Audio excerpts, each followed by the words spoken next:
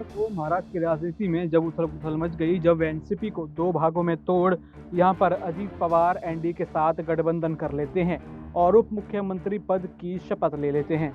साथ ही उनके सभी साथी विधायक जो है मंत्री पद की शपथ ले लेते हैं और जिसके बाद लगातार महाराष्ट्र की राजनीति की चर्चा पूरे देश में हो रही है कि जो 2020 में सबने देखा था उसी का रिपीट टेलीकास्ट अब 2023 में देखा जा रहा है, जहां पे सरकार में पूरी तरीके से उथल-पुथल मच गई है।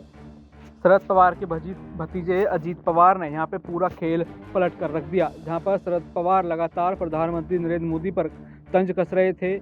2024 चुनाव के लिए विपक्ष एकता के साथ दिख रहे थे और वहीं उनके भतीजे ने ही उनके साथ बहुत बड़ा धोखा किया, उनकी पार्टी के ही दो हिस्से कर दिए। और देखा जाए तो इस सब का बीज जब बोआ था जब एनसीपी में शरद पवार ने जिम्मेदारियां बांटी। जब 25वीं वर्षगांठ एनसीपी की बनाई गई तो उसमें सुप्रिया सूले और प्रफुल्ल पटेल को कार्यकारिणी अध्यक्ष बनाया गया और देखा गया कि इस पूरे कार्यक्रम में यहां पर अजीत पवार को दरकिनार कर दिया गया और वही गुस्सा उनके अंदर भरा हुआ था और जिसको इस्तेमाल बीजेपी ने किया और उनको अपने पास ले आए। कहा जा रहा है कि जब 2024 की प्लानिंग शरद पवार कर रहे थे और विपक्ष एकता मीटिंग में गए थे और सारा ध्यान उनका वहां पर था, तभी जो है शिंदे और फडणवीस लगातार अजीत के कांटेक्ट में थे और उन्होंने ये पूरा गेम खेला और यहाँ पर अजीत बीजेपी के गठबंधन के साथ दिख गए। लेकिन देखा जा रहा है कि एक ऐसे नेता हैं प्रफुल्ल पटेल जो शरद पवार के भी काफ़ी करीबी थे और सुप्रिया सूले के साथ उनको एनसीपी की बड़ी जिम्मेदारी दी गई थी। उन्होंने भी यहाँ पर शरद पवार के साथ दगा किया और अजीत पवार के साथ आकर सरकार में मिल गए।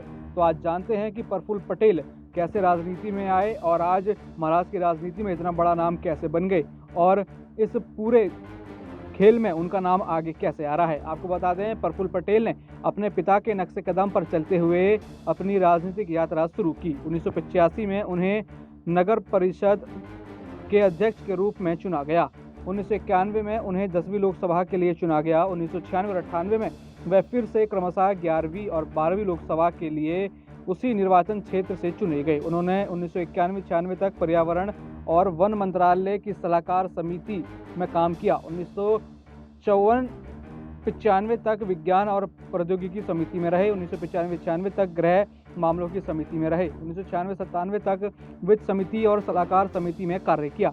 2000 में राज्यसभा सदस्य के रूप में नियुक्त होने से पहले नागरिक उड्डयन मंत्रालय के वह भारत अमेरिका संसदीय मंच के संस्थापकों में से एक हैं और कुछ समय तक इसका नेतृत्व भी उन्होंने किया। 2004 में प्रफुल्ल को नागरिक उड्डयन मंत्री के रूप में नामित किया गया था। अपने कार्यकाल के दौरान उन्होंने सरकार को घरेलू एयरलाइन क्षेत्र में प्रत्यक्ष विदेश निवेश की सीमा 40 से बढ़ाकर 49% करने के लिए राजी किया। 2006 में उन्हें अपने दूसरे कार्यकाल के लिए राज्यसभा में बहाल किया गया। 2009 में उन्हें चौथे कार्यकाल के लिए 15वीं लोकसभा में फिर से नामित किया गया। 19 फरवरी 2011 को प्रफुल्ल को भारी उद्योग और सार्वजनिक उद्यम के कैबिनेट मंत्री के रूप में नियुक्त किया गया और उन्होंने नागरिक उड्डयन पोर्टफोलियो छोड़ दिया। अपने कार्यकाल के दौरान उन्होंने राजस्थान में सांभा झील के पास दुनिया का सबसे बड़ा और ऊर्जा संयंत्र बनाने की परियोजना शुरू की। उन्होंने नागपुर में ऑटो हब भी लॉन्च किया। 2016 में प्रफुल्ल को महाराष्ट्र से राज्यसभा फिर से स्थापित किया गया और तीसरी बार सर्वसम्मति से AIFF अध्यक्ष चुना गया। राजनीति और बिजनेस के अलावा प्रफुल्ल एक शौकीन खिलाड़ी भी हैं। खेल से उनका जुड़ाव के कारण उन्हें Gondwana club, Nagpur Royals international club में अपनी सेवाएं दी। 2012 से भारत की association football governing body, cricket club Mumbai और मुंबई क्रिकेट एसोसिएशन मुंबई के अध्यक्ष के रूप में कार्य किया। बाद में 2015 में प्रफुल्ल पटेल को बहरीन में हुए AFC कांग्रेस में एशियाई फुटबॉल परिसंघ के SAFF क्षेत्र के वरिष्ठ उपाध्यक्ष के रूप में नियुक्त किया गया। प्रफुल्ल ने इंडियन सुपर लीग लाने के लिए